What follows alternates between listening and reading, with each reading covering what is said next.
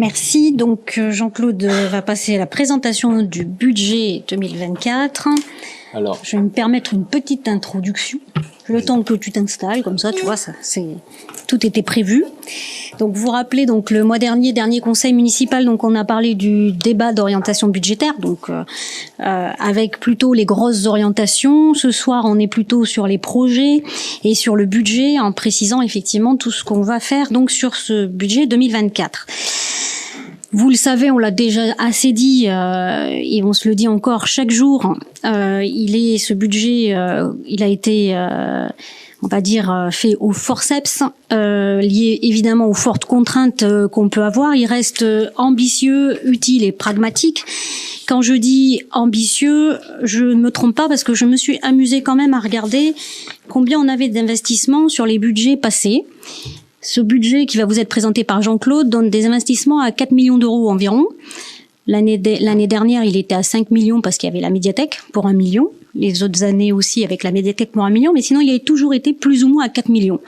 Donc, quand on nous dit qu'on a complètement arrêté, qu'on a tout freiné, qu'on fait plus rien, quand je vois le montant des investissements, factuellement, ce n'est pas le cas.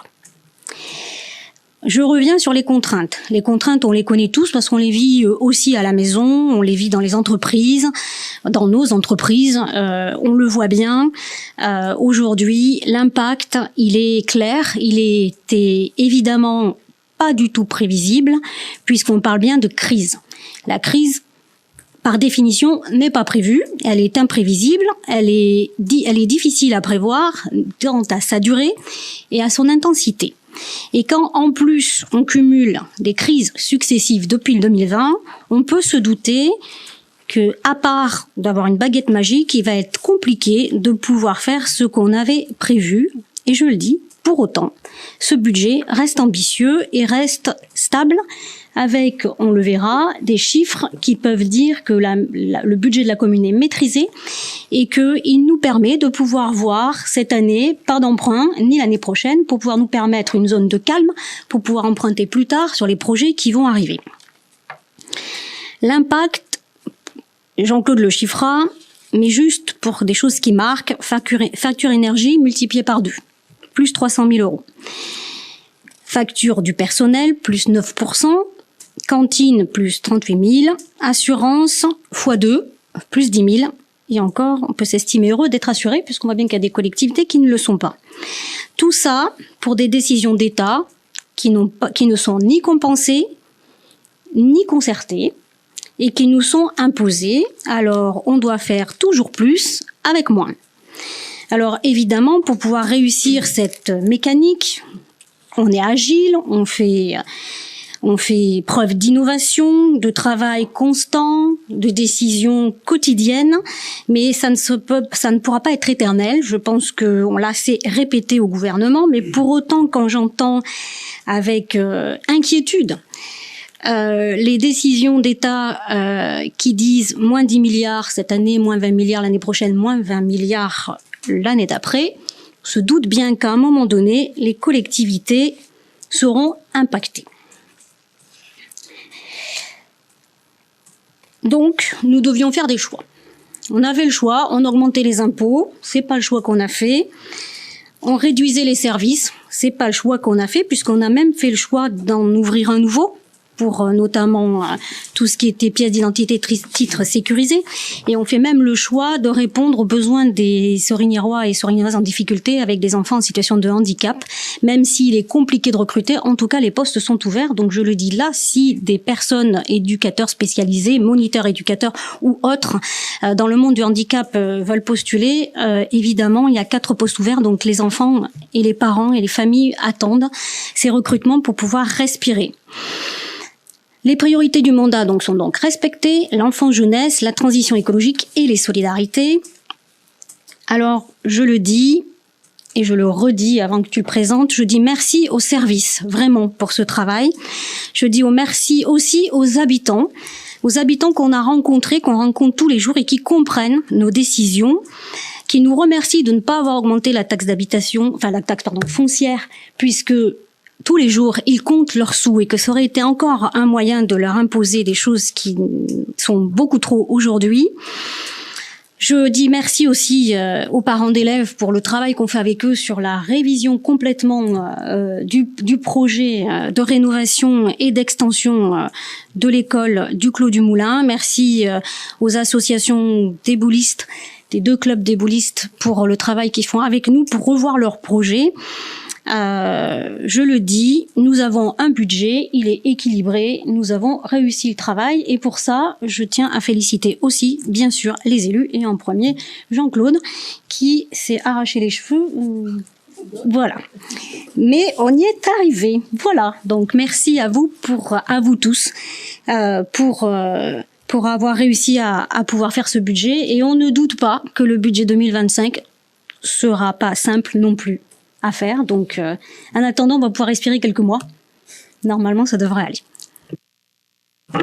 Je vous remercie. Donc, vous avez tous eu cette fameuse notice-là. Là aussi, comme livre de chevet, je vous en passe, c'est des meilleurs. C'est pas le meilleur bouquin. Donc, je vous propose la même chose, mais présentée différemment. C'est ce qui a été présenté en commission finance, donc c'est le reflet exact de ce que de la notice officielle M57. Hein. Donc ça c'est les tableaux de Monsieur Fouerté que à mon tour je remercie comment elle s'appelle, Madame Simon, Audrey Simon. Parce qu'elles ont fait un vrai bon boulot là-dessus, donc il faut le dire. Donc on vous propose on va faire 2 choses, on va faire le fonctionnement et on va faire l'investissement après. Donc en budget de fonctionnement, en prévisionnel de fonctionnement pour 2024, on vous propose un budget à hauteur de 11 286 471 €, vous le voyez à l'écran. Un petit rappel, l'excédent du 2023, il est là, hein, de 1 800 000, mais c'est pour info. Donc voilà la somme. Bien évidemment, on a des recettes en regard de ça, puisque nous on n'a pas le droit d'avoir de déficit, donc on a autant de dépenses que de recettes. Et si on veut balayer un peu les grandes lignes de ce prévisionnel en fonctionnement, eh bien, on retrouve une nouvelle fois la part cantine entre guillemets ou repas, puisque souvenez-vous en 2023, et vous le voyez parce que alors on peut le voir après, je pense que je vais vous le montrer. Sauf, oui, voilà, vous l'avez là, mais vous avez le 2024 et le 2023 ici, hein, si vous arrivez à... Ah, j'ai pas le mot, pardon, je vais sur mon écran, excusez-moi, je joue avec voilà. Donc là, 2024 et 2023. Donc, on avait budgété toujours dans l'alimentaire en 2023, on va comparer de BP à BP, hein, 290 000 €. On a réalisé 309 et on propose 328. Pour vous donner un ordre d'idée quand même de ce que ça peut représenter. On a dit on était à 2,85 € en 2022. On est à 3,28 € en 2023. Et on va passer en 2024 à 3,40 € de repas. Quant au goûter et les goûters, on va passer, on va augmenter effectivement le prix des goûters et on va surtout augmenter le nombre de repas distribués. Je vous disais qu'en 2022 on était à 78 000, en 2023 on est à 80 000, en 2024 on a estimé qu'on aurait 84 000 repas à servir dans la restauration scolaire. Donc ça explique en grande partie cette augmentation qui est quand même significative. L'autre point qui est énorme, et là on en a parlé de nombreuses fois, c'est ce point-là. C'est l'électricité et le gaz. L'électricité et le gaz, eh bien, on est passé d'un budget à 160 000 € en 2023 avec un prévisionnel à 300 000 € en 2024. Et dans le même ordre d'idée, dans le gaz, en 2023, on avait budgété au prévisionnel 110 000 € et on prévoit aujourd'hui 250 000 €, ce qui est quand même considérable. Ça fait ça va nous faire un budget, ne serait-ce que pour l'énergie et le gaz électricité, à 550 000 euros pour la commune. Lorsque, en réalisé 2023, nous étions à 200 et quelques mille euros. Donc c'est quand même, c'est considérable cette note-là. Même si demain on peut espérer l'avoir minimisé un tout petit peu, et j'espère que ce sera le cas, mais on peut pas trop s'avancer aujourd'hui parce que c'est dans l'ordre des négociations. Donc on préfère prendre une position prudente et afficher carrément des prix qui sont la réalité d'aujourd'hui, qui seront peut-être pas celles de demain, en espérant que celles de demain soient un peu moins importantes que celles d'aujourd'hui. Autrement, sur les grandes masses, on a toujours nos fournitures écoles, nos fournitures de voirie. On a toujours des livres pour la médiathèque. Donc on était en 2024 par exemple. Alors c'est un point important. En 2024, on a budgété 38 500 euros pour les livres, alors qu'en réalisé en 2023, on était à 9 787 euros. Il faut savoir simplement qu'en 2024, on est obligé de faire un réassortiment des livres, ce qui justifie la différence de 29 000 euros. On a passé des contrats sur le magazine, donc on a une augmentation du nombre de magazines distribués. On a maintenu, on est toujours avec des modulaires parce qu'il va falloir probablement rajouter pour la cantine en septembre, parce que je pense que la cantine centrale n'ouvrira pas avant début d'année 2025. 2024, donc on avait fait 2025. Début d'année 2025. Oui, c'est ça, 2025. Donc on avait fait au départ, on avait fait un prévisionnel jusqu'en septembre 2024, en espérant que cette ouverture de cantine serait en 2024. Elle ne le sera pas, donc il va nous falloir gérer tout cela, et ça va nous générer des locations supplémentaires de modulaires, et on va passer de 98 000 euros en 2023, on va passer à 136 000, du moins on a budgété 136 700 en 2024. On a des entretiens de voirie, on a de l'assurance multirisque, Madame le maire vous en parlait tout à l'heure. On est quand même passé de 28 000 à 38 000, on prend 10 000 euros. On prend 10 000 euros sur le lot d'assurance dommages aux biens. Ça fait l'objet d'une réunion en visio et avec notre assureur, du moins celui qui fait l'intermédiaire entre la commune et l'assureur, et on s'en sort pas trop mal. On n'a pas eu trop de difficultés, mais ça nous génère un coût de 10 000 euros. Sur les honoraires d'hiver, eh bien on budgétise un peu moins que l'année dernière. On réduit de 10 000 euros. Les fêtes et les cérémonies ont réduit un petit peu aussi. On maintient la facture, ou du moins l'enveloppe pour le nettoyage des locaux. Sur les taxes foncières, on augmente un tout petit peu. Les taxes foncières, c'est les bâtiments publics à usage privatif, donc c'est entre autres les logements d'urgence sur lesquels on paye des taxes foncières. Et on a augmenté l'enveloppe des dons que l'on a fait. Non, on a baissé, pardon. C'est des dons, c'est pas ceux qu'on a votés de façon exceptionnelle. C'est les 3 dons sur l'allié. Il y avait la Turquie, la Libye, on a fait des dons à ce niveau-là. Mais c'est pas ceux-là qui sont dans cette rubrique-là. On a la subvention de la cantine. Eh bien, c'est la participation de la commune. Vous savez que la commune participe à hauteur de 13,93% des travaux, 13,93% du coût des travaux. Donc, ça nous fait une facture de 44 000 euros. La cantine privée, qu'on appelle la cantine privée, c'est ce que au titre de la convention qu'on a passée avec le GIEC de l'école Sainte-Marie. Comme je vous le disais tout à l'heure, en 2023, cette subvention était de 28 000 euros. Elle sera de 14 000 euros en 2024. Il y a rien d'exceptionnel. C'est un accord, c'est une convention. Donc là, il y a rien de, il n'y a pas de catastrophe en soi. Le prélèvement SRU, je vous disais on était à 95 000, on a budgété 80 000 et on a reçu, j'ai lu le courrier l'autre jour, on est à 76 000. Donc on est parfaitement dans l'enveloppe. Sur les alors maintenant, au niveau des recettes, sur les remboursements, on a budgété pardon, 100 000 euros. On est en moyenne à 150 000 euros. C'est les remboursements sur les rémunérations de personnel. Quand le personnel, il y a des gens des agents qui sont malades. On a mis une cote un peu moyenne à hauteur de 100 000 euros. La redevance des droits au service des services à caractère de loisirs, on l'a budgété. Ça bouge pas. Elle était de 376, on a mis 377. Donc c'est pas méchant. La cantine scolaire, bien, on est passé, on reste de 250, on passe à 260. Les études, on passe de 17 à 16. La garderie périscolaire, ça bouge pratiquement pas, on passe de 141 à 152 000 euros.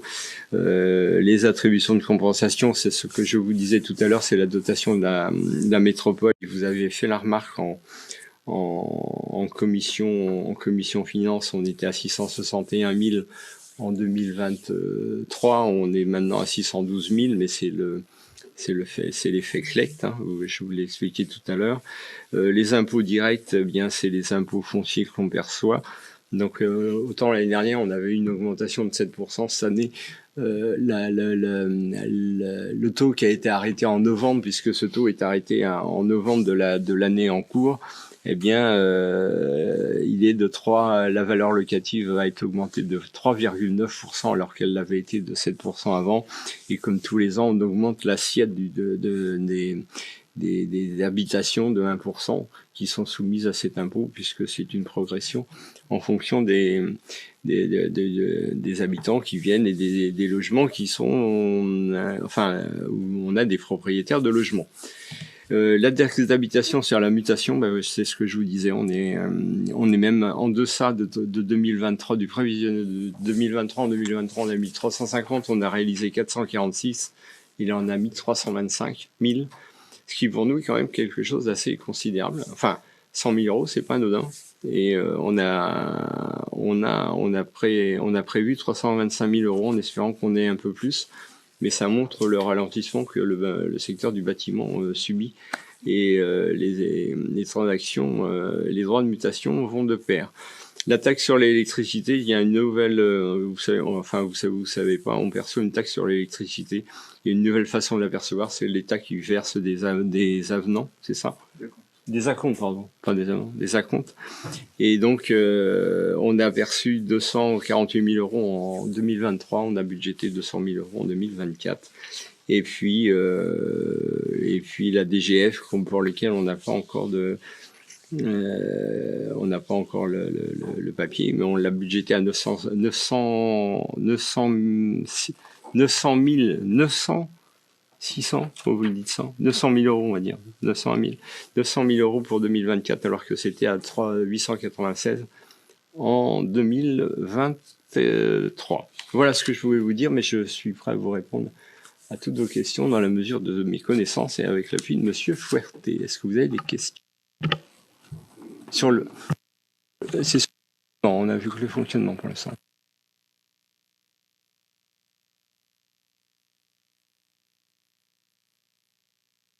Si vous n'avez pas de questions, on peut passer aux invests. Alors même tableau, hein, c'est la même chose, les investissements qui sont là, s'ils veulent bien apparaître. Voilà, les investissements, et bien si je vais prendre mon même tableau à moi pour pouvoir suivre, on vous propose un budget de prévisionnel d'investissement à hauteur de 3 millions, je ne vois pas, il faut que je l'agrandisse pour moi, 3 973 846 euros, j'espère que ouais, vous voyez, voilà, c'est ça. Donc, et bien évidemment, avec les recettes qui vont derrière. Si vous avez vu aussi le tableau des investissements prévus pour 2024, je vais vous le sortir. Il doit être là. Les investissements 2023-2024. je l'ai pas là. Bah, il va être là. Vous allez l'avoir.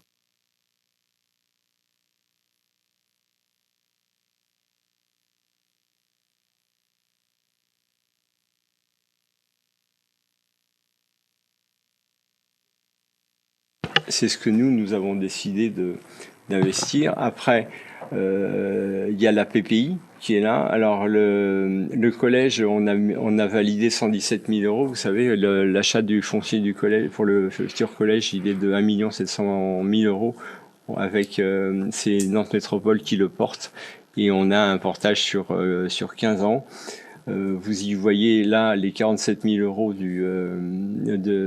pour les deux associations de pétanque pour la création des terrains de pétanque, et puis les études pour Narthex pour le projet de l'extension de l'école du Clos du Moulin.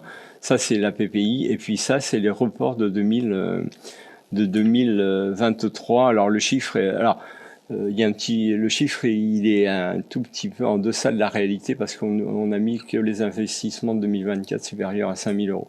Le report de 2023, il est de 839 000 euros exactement. Il n'est pas de 830 000 euros. Donc ça, c'est tous les investissements que l'on prévoit.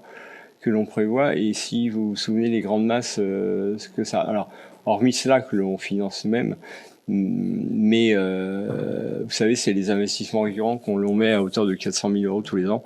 Là, on est un tout petit peu supérieur à 400 000 euros. On n'est pas à 420, on n'est pas à 410, on est un peu en dessous. Mais c'est l'enveloppe qu'on s'est fixée tous les ans pour mettre à 400 000 euros.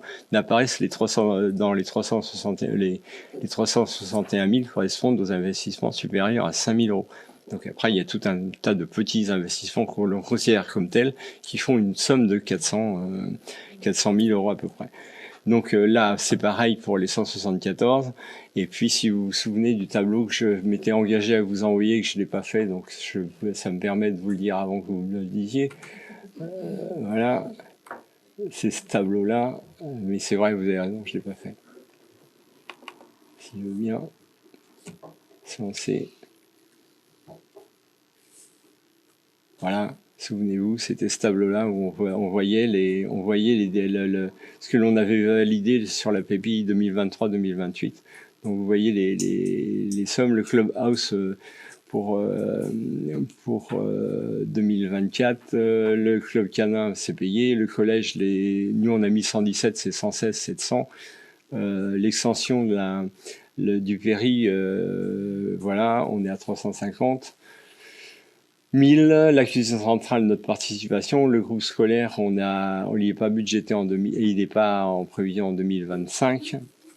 Donc ça, c'est le tableau que je vous avais présenté l'autre jour lors du DOB. Les 47 000 du Boulodrome, il est là. Et puis les investissements récurrents, comme je vous disais tout à l'heure, à 417 000 euros. Voilà, je vous ai dit un peu une bêtise en vous disant que c'est pas 410, c'est pas 420, c'est 417. Donc voilà, ça c'est les investissements au titre de la PPI qu'on a prévus. Donc, si vous avez des questions, je suis prêt à vous y répondre. On regarde ce que je vous ai montré à l'instant. Et si je veux reprendre le tableau qui est là, c'est pas celui-là. Ça, c'est ce que je vous ai montré. Et l'autre, il n'est pas évident.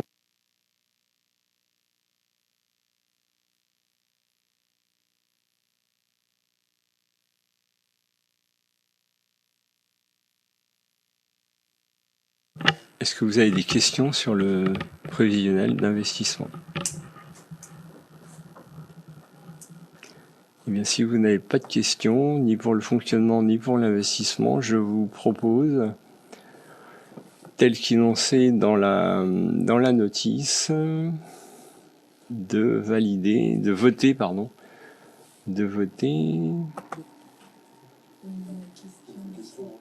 Ah, je n'avais pas. Excusez-moi.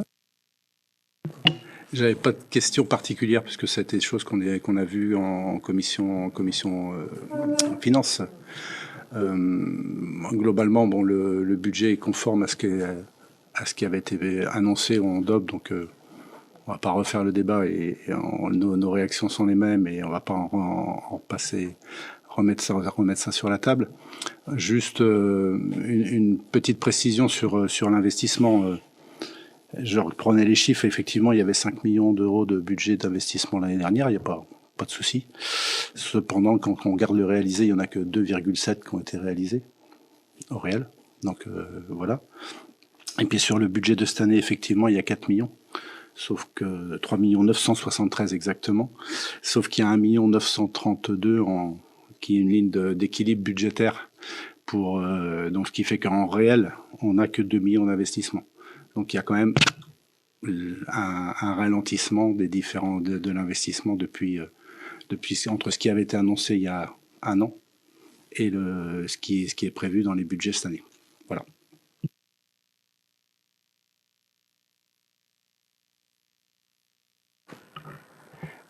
Oui, non, mais on peut voir les chiffres comme ça, oui. Mais il y a aussi, il y a ce qui n'a pas été fait en 2023 qui va être aussi fait en 2024. Donc il y a toujours plein. Et tout n'est pas. Tout n'est pas fait. Donc, mais si vous reprenez aussi les comptes de toutes les années précédentes, vous avez toujours un excédent dans les investissements. Donc, j'allais dire, c'est pas une manip, je veux pas dire que c'est une manip récurrente, enfin, qui revient à chaque fois, mais on réalise jamais tout, on ne réalise jamais la totalité du prévisionnel, ça c'est vrai. Maintenant, on peut jouer sur les chiffres, effectivement, vous avez raison, nous on annonce 4 millions et c'est notre chiffre, vous dites si je fais les calculs c'est 2 millions, vous avez le droit de calculer comme ça. Moi je le fais pas, nous on le fait pas comme ça, mais si on fait un bilan depuis 2020, on a quand même fait, dans le dur, on a fait plus de 8 millions d'investissements quand même. Donc ce qui n'est pas négligeable non plus. C'est dans la conjoncture de crise aujourd'hui, se permettre de dire qu'on fait encore 8 millions d'investissements, je pense que c'est pas anodin. Et moi ce qui m'intéresse, ce qui est important de dire aussi, c'est que c'est pas le tout de faire des invests, mais il faut aussi garantir les finances de la commune. Et quand on dit on a deux critères, on a deux critères qui nous non pas qui nous mènent, mais sur lesquels on transigera pas. Le premier, c'est de pas augmenter les impôts, donc parce que c'est aussi le levier qui nous permettrait de faire, et on s'est dit on ne le fera pas. Et le deuxième point, c'est de rester sur un taux de désendettement inférieur à 8 années. Et pas d'emprunter, parce que le taux de désendettement, on l'a dit, on va pas refaire vous avez raison, on va pas refaire le débat, mais si on dépasse les 12 années, ben là il y a le feu dans la maison. Si on atteint les 10, il est grand temps de faire quelque chose, et nous on s'est fixé 8 années. Donc 8 années, même si on a un accident de parcours, on est à 7, et des brouettes. Si on a un accident de parcours, on peut dépasser légèrement les 8, on sera jamais dans une situation catastrophique. Donc c'est ce qui nous mène aussi. Donc se mettre ces critères de ne pas augmenter les impôts, de rester dans un taux de désendettement, d'avoir une épargne brute qui nous permet de financer ce dont on a besoin ne serait-ce que de rembourser nos emprunts. Je trouve que c'est pas si mal, et se faire mettre derrière de faire 8 millions d'investissements depuis 2024 et d'en prévoir 7 jusqu'en 2028, c'est quand même pas anodin. Et quand on dit qu'on va les faire, c'est du prévisionnel, c'est pas une vue de l'esprit, parce que le tableau que je vous ai montré tout à l'heure et que je vous ai montré dans le DOP, il est factuel. Et, enfin, les sommes sont réparties sur les diverses années, donc ça tient la route. Voilà, c'est ça. Mais je vous accorde le droit de pas calculer comme moi. C'est clair.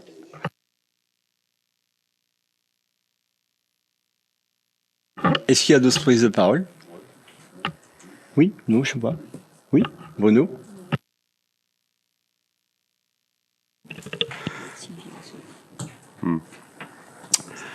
Donc, en ce qui me concerne, je souhaiterais apporter quelques éléments d'appréciation complémentaires liés à cette présentation du budget primitif, et peut-être revenir aussi sur la loi de finances 2024 et le volet qui concerne plus particulièrement les collectivités locales.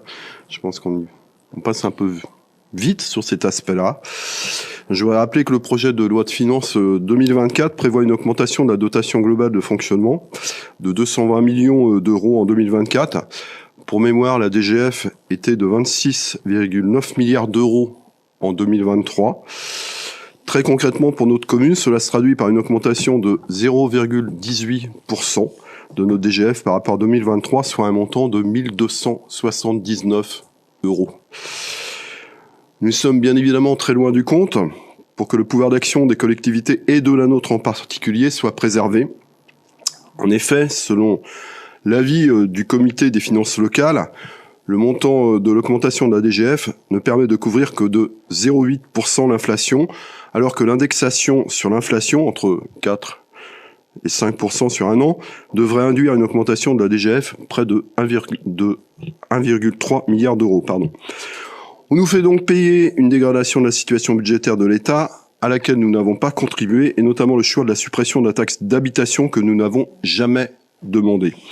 Rappelons que la suppression de la taxe d'habitation représente 21,6 milliards d'euros, dont 14,8 milliards pour les communes et 6,8 milliards pour les intercommunalités.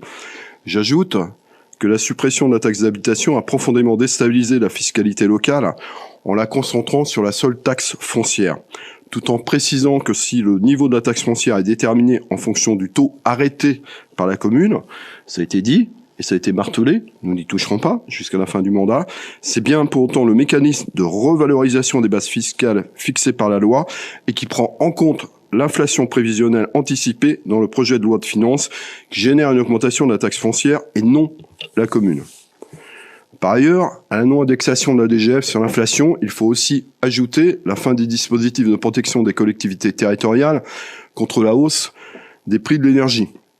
Cette situation pèse très lourd dans notre budget de fonctionnement puisqu'elle se traduit par une augmentation assez considérable, ça a été dit, évaluée à plus de 150% pour un montant qui passerait de 214 951 € à 550 000 €, soit une augmentation d'un peu plus de 335 000 €. Pour mieux apprécier ce que ce montant représente, il faut le rapporter à titre d'exemple aux 310 000 € de budget alloué par la commune pour le fonctionnement du CCAS. Pour autant, et face à cette situation très défavorable pour les collectivités, notre détermination est sans faille pour maintenir la dynamique de notre commune. Cette perspective volontariste va se décliner par une programmation pluriannuelle d'investissement et des orientations budgétaires qui traduisent concrètement nos priorités, actualisées à l'échelle du mandat et au-delà. Elle va se concrétiser par des projets pour créer des conditions optimales de réussite des enfants scolarisés sur notre commune, avec notamment l'extension des locaux du périscolaire de la Tillelière, la restructuration du groupe scolaire du Clos du Moulin, l'ouverture fin 2024, plutôt 2025, de la cuisine centrale avec un projet de territoire pour favoriser le bien manger, l'achat du foncier nécessaire à l'implantation d'un collège. Je note par ailleurs et d'ores et déjà que le volume des investissements réalisés depuis 2020 représente un engagement financier assez considérable, je le redis, de plus de 8 millions d'euros, 8 158 000 € précisément. Le volume d'investissement à réaliser d'ici 2028 est lui supérieur à 7 millions d'euros, 7 760 000 €, 767 000 € très exactement. Donc, on est à plus de 15 millions d'euros sur la période 2020-2028. Je n'oublie pas le soutien au tissu associatif avec le maintien du volume budgétaire alloué pour les subventions, la création d'un club house au stade de la Garainerie, ainsi que la réalisation de terrains de pétanque sur le site actuel. À cela, il faut ajouter les actions pour favoriser le développement économique, avec l'arrivée et l'implantation à terme de 13 commerces sur le cœur de ville, l'arrivée prochaine d'une moyenne surface,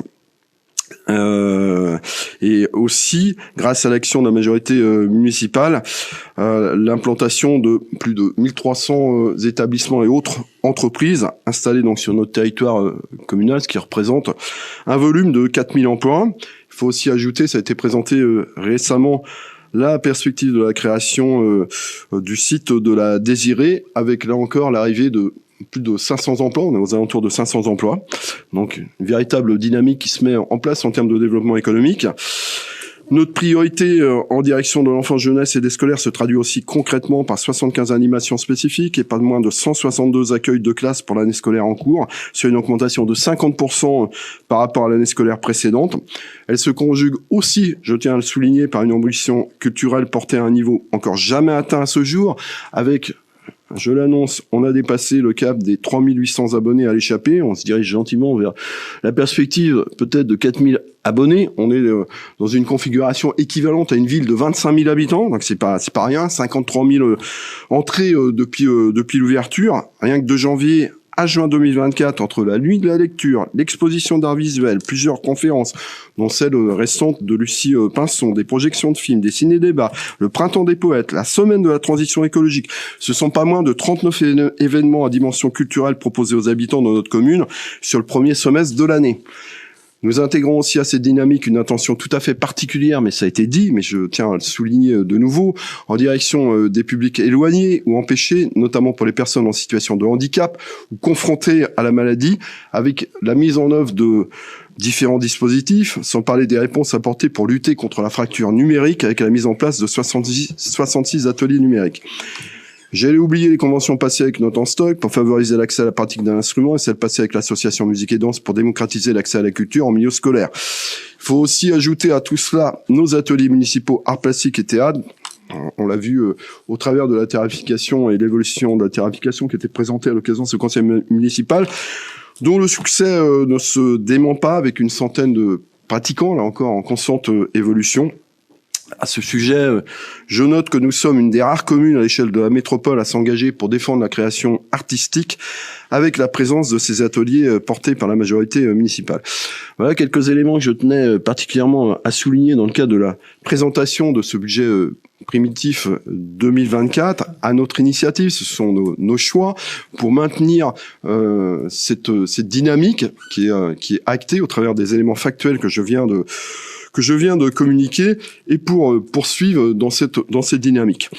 Donc notre action contribue à définir, j'allais paraphraser Julien Gracq, la forme d'une ville et pour participer aussi à l'émergence d'une commune qui soit une commune vivante, dynamique, où il fait bon vivre, où on répond au mieux aux attentes des habitants, on les prend en compte. En bref, non pas, comme ça a été dit par certains, une belle endormie, mais bien une belle éveillée. Donc pour l'ensemble de ces éléments et de ces raisons, je voterai avec conviction, détermination et enthousiasme ce budget primitif. Merci Bruno. Sylvie, je crois. C'est le lot de tout projet politique, le casse-tête de la politique budgétaire. Équilibré, arbitré, renoncé, reporté, mais cette année est tout de même particulière avec des arbitrages importants sur des projets structurants. Mener des politiques locales, c'est bien dans un premier temps choisir un chemin commun avec des projets concrets, et dans un deuxième temps, c'est déployer les moyens pour y parvenir, ce qui nous réunit ce soir. Quand nous avons construit notre programme politique en 2020 pour ce mandat, on a tracé ce chemin pour notre commune, un chemin durable, désirable, solidaire, avec un budget en adéquation. Aujourd'hui, on est obligé de constater que nous ne sommes plus en capacité de tout faire en seulement 6 ans, d'où les choix douloureux en ce début d'année. Ces coupes ont provoqué de nombreuses discussions et débats au sein de notre majorité.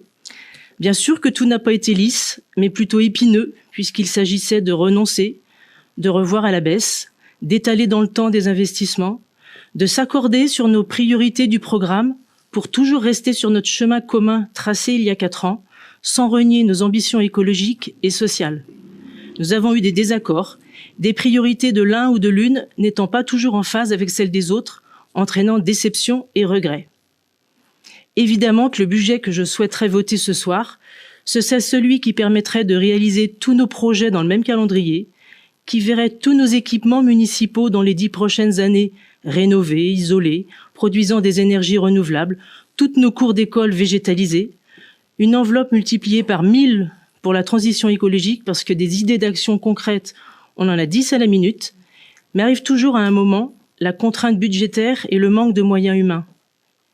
Même avec beaucoup de créativité et d'audace, comme il nous l'est réclamé dans une tribune de février, faire mieux avec moins, oui, c'est vrai, c'est possible, puisque c'est déjà ce que nous faisons. Et toute l'action publique ne dépend pas, heureusement, que du levier économique. Mais cette formule toute faite a tout de même ses limites. Nous allons donc faire autrement, s'adapter collectivement, comme en témoigne ce budget 2024, pour maintenir la qualité de nos services publics et continuer les investissements pour l'intérêt général, sans augmenter dangereusement la dette publique, sans mettre en péril l'épargne brute communale, sans toucher à la fiscalité. Je reviens aussi sur les propos des minorités au sujet de la méthode pour la construction de ce budget. C'est bien sûr tout à fait compréhensif que vous soyez demandeur d'être davantage associé à la politique budgétaire. C'est toujours par principe la posture des minorités. Mais pourquoi ne pas vous saisir des commissions finances ? Ces instances ont été créées pour ce travail collaboratif et transparent, pour donner votre avis sur les choix budgétaires, faire des propositions concrètes et aussi expliquer vos désaccords. Ce sont des instances qui témoignent également de la vitalité de la démocratie locale. Donc oui, vous avez raison, la méthode est un sujet important. C'est pourquoi on attend vraiment au sein de ces instances des propositions. On attend du débat, et du débat sur le fond, sur la politique budgétaire menée par la majorité. Vous nous dites ne pas être écoutés, mais que nous dites-vous précisément sur toutes ces lignes budgétaires présentées par Jean-Claude en commission, lors du DOB et ce soir ? Pour mieux comprendre votre propre politique budgétaire, quelle ligne de ce budget auriez-vous changé ou quelles propositions faites-vous concrètement ? Pour finir sur le plan national, ce qui est paradoxal, c'est d'un côté notre responsabilité d'accélérer la transition écologique pour sauver notre maison qui brûle, d'accélérer la sortie d'un modèle économique qui a mené à l'épuisement de nos ressources et à une société qui se délite petit à petit rongée par les inégalités. Et de l'autre côté, la lenteur et les freins des élites politiques à nous donner les moyens d'accélérer avec des budgets cohérents. Des élites qui s'obstinent à mener des politiques économiques ultralibérales, devenues pourtant totalement inégalitaires et obsolètes face aux enjeux actuels. Et aussi des freins sociétaux par une acceptabilité parfois très limitée à envisager des changements de nos modes de vie. Alors heureusement, il y a une autre force, celle de citoyens, de citoyennes, d'acteurs et d'actrices économiques, d'élus, dans tous les territoires, qui n'acceptent pas cette fatalité et sont convaincus que nous pouvons agir et accélérer notre transformation. Ils et elles ont déjà engagé leur transition, poussant vers ce changement structurel de notre société, vers de nouveaux récits résilients et porteurs d'espoir.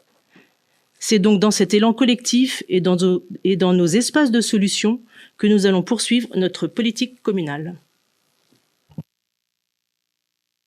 Merci Sylvie. Est-ce qu'il y a d'autres interventions avant que Jean-Claude fasse voter notre budget 2024 ?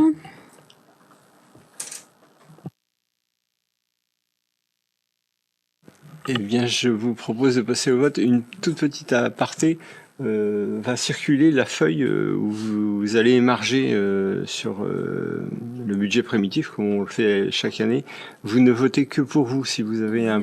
Vous ne signez que pour vous, vous ne signez pas pour vos pouvoirs. Non, c'est important. Autrement, Monsieur Fouerté va pas être content. Donc, suite à la présentation du budget primitif 2024, nous allons passer au vote. Qui vote contre ? 4. Qui s'abstient ? 2. Qui vote pour ? Je vous remercie.